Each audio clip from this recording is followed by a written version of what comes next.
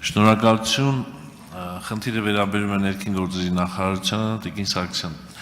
տաքսի ծառայություն իրականացնող վարորդները այսպիսի մի հարց են բարձրացրել,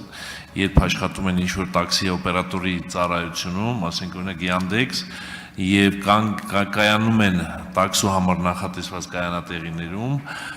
նրանց վրա գալիս է վարչական իրավախախտման արձանագրություններ, տուգանվում են, եւ երբ որ բողոքարկում են եւ ներկայացնում են համապատասխան ապացույցներ, որ այդ ժամին իրանք եղել են օպերատորի հսկողության տակ, պատվեր են կատարել, Yandex-ում են ծառայություն մատուցություն, չեն բեկամում այդ վարչական ակտերը, երևի պատճառաբանվելով, որ տաքսու նշանել բան չկան, բայց փաստացի իրականացնում են այդ ծառայությունը։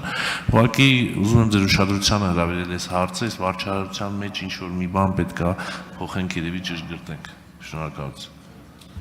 Հարցին կպատասխանի ներքին գործերի նախարար Արփինե Սարգսյանը։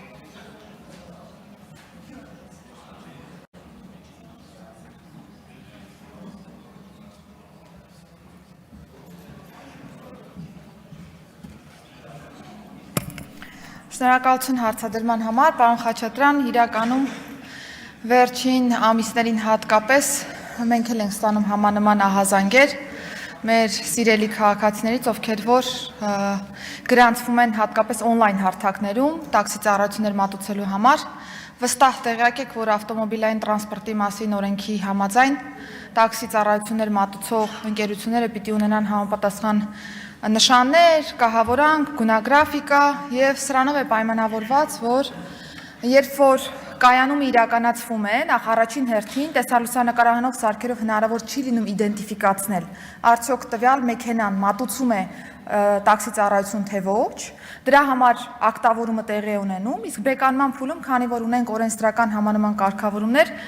մեր աշխատակիցներն ըստ այդմ վարչարություն անում են այդ տրամաբանությամբ, բայց ես համաձայն եմ, որ ձևից պիտի գանք բովանդակությունը, այսինքն փորձենք հնարավորության դեպքում, եթե կա իհարկե այնպիսի ապացուցողական բազա, որով որ վստահ կլինենք, որ տվյալ մեքենան մատուցում է համապատասխան ծառայությունը, կա գրանցումներ, կոնկրետ ընկերությունը հավաստում է դրա մասին, ապա կփորձենք արդեն վարչարարության շրջանակներում ապացուցողական բազայի տրամաբանության մեջ հասնել ապացույցների տրամաբանության մեջ հասնել ակտի բեկանմանը,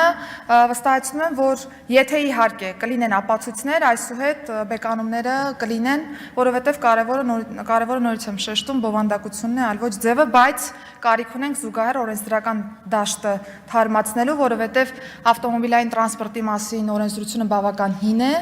եւ չի ադապտացվել դեռևս ամբողջովին առկա իրավիճակին, այնպես որ վարչարարություն, զուգահեռ կփորձենք մեր քաղաքացիներին հնարավորության սահմաններում բովանդակությունը հաշվի առնելով ընդառաջել, բայց պիտի օրենսդրական դաշտը կարգաբերենք եւ հասցնենք ճիշտ մակարդակի։ Շնորհակալություն։ Արձագանք։ Շնորհակալություն, այո, իրականում